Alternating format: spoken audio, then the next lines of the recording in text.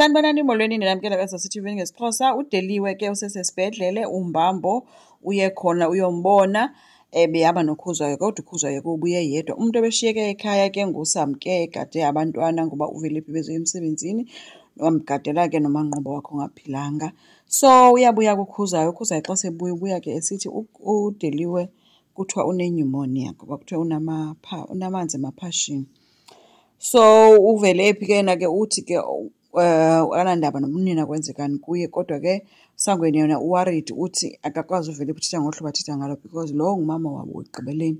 Uthi ke uVeliphi yena bekhe wamfowunela but khangayihoye loo nto ngoba uyamazi unina uyayithanda i-attention.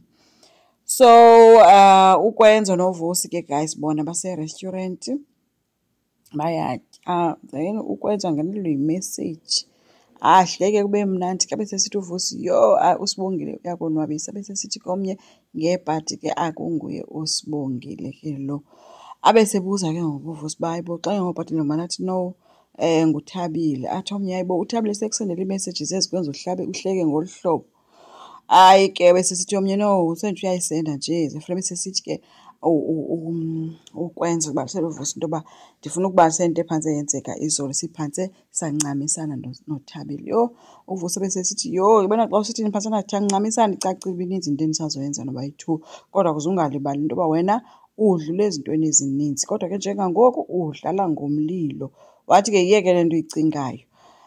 Abesithi futhi ke into enedibene nomsebenzi nomjolo azidibani, so ungayidibanisi loo nto. Umntana uyi-auditor yalapha emsebenzini, le idram ufuna uyiqala asiyidingi. uKwenzo ke uthe ke uyayazi uba uThabile akangoSibongile. Kwelinye icala ke guys uThemba ke uhleli nawo abazali ke uPhetheni uNomfundo noNjengayo uyangxoliswa kungxoliswa le nto yotywala uba kude kuthiwe ude wena wakhutshwa ke kwezinye ii-games ngenxa yento yoba kaloku wena usela utywala esikolweni ngoku. uThemba ke yaphika uthi yena khangasele itywala yena.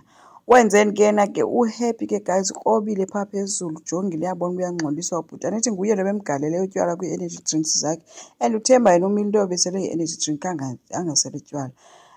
UNomfundo ke uthi umrhalela nangomvathela ke umntana but ke uPhetheni ulapha uthi no asikho isidingo saloo nto leyo. Abasebenzi ke guys bebeyiklina ke endlini kaWenzeni bafike eWenzeni ebhizi ke ehleli phezu kwebhedi ecofa ifowuni yakhe esithi ke heyi uThemba uyatrenda ngento yoba kusisidakwa nabantu apha emgaqweni ke bayamthuka ke kwi-social media uyathukwa.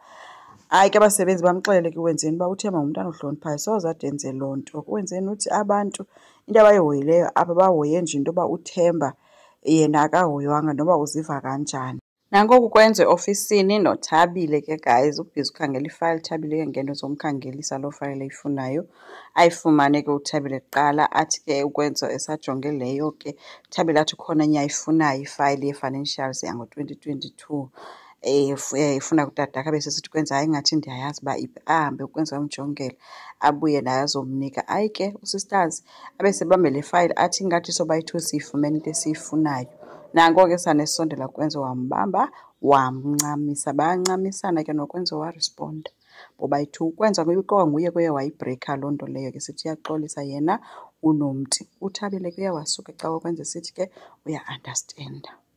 uSibongile ke ngapha yena esikolweni ubhizi ufuna ukwenzela uKwenzo something because kanti ufuna ubuyisa yonke ezaa zinto zoba into ye-Valentine zange iphumelele but akazi uzomthengela ntoni. Uncokola netshomi yakhe uZanele ethi ke i-problem yakhe zonke into azijongayo yena zi-expensive. uZanele uthi no uKwenzo kaloku uzukhumbula uba ngumntu wakho uyaku-understanda and uyakwazi, so imali nento uba uzokunxiba ntoni zinto ongafanelanga uzistrese ngazo ukwenza ukuthanda nje.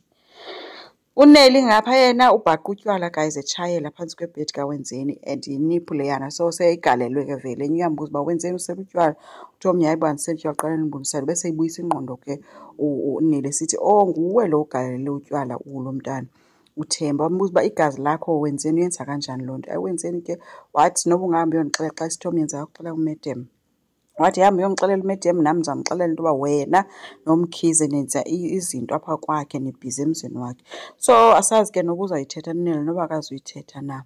uSibongile kwelinye icala ke guys udekile ke itafile wenza something for nobona boyi-2 noKwenzo. Kwenzo kwafika-ke sekulate-ke, kumnandi nje excited ubona umuntu wakhe. Wabe sexolisa kuSibongile ngoba engenalo ixesha lakhe kakhulu, but-ke uzama ngandlela zonke into yoba ngoku baphinde babuyisane babe right. Wamnika ne-gift ke guys. Kumnandi kuyahlekwa apha. Kuhlekwa nento yoba eqhaqhe nentloko yonke loo nto. NoKwenzo usenza ingathi naye bekewoluka. So xa ejonga kwi-gift uKwenzo avele abe guilty ke, ayibamba ayijonga bese ebuza omnye kwenzeke nathi hayi akho nto yenzekile. Kwenzo guys uvele wakhonfesa. Wathi Sibongile ikhona into endiyenzileyo, ndincamise omnye umntu wesifazane. Yho, bengasaphoxekanga uSibongile engazi noma kathini encema wayeyinto ekhamisileyo nje. Kodwa ke uKwenzo uthe uyaxolisa ke guys, uSibongile yena ebecinga uzothi uyaxoka. Asazi ke guys aphelela phi yonke le nto noba kaziphinda atshintsheni uKwenzo.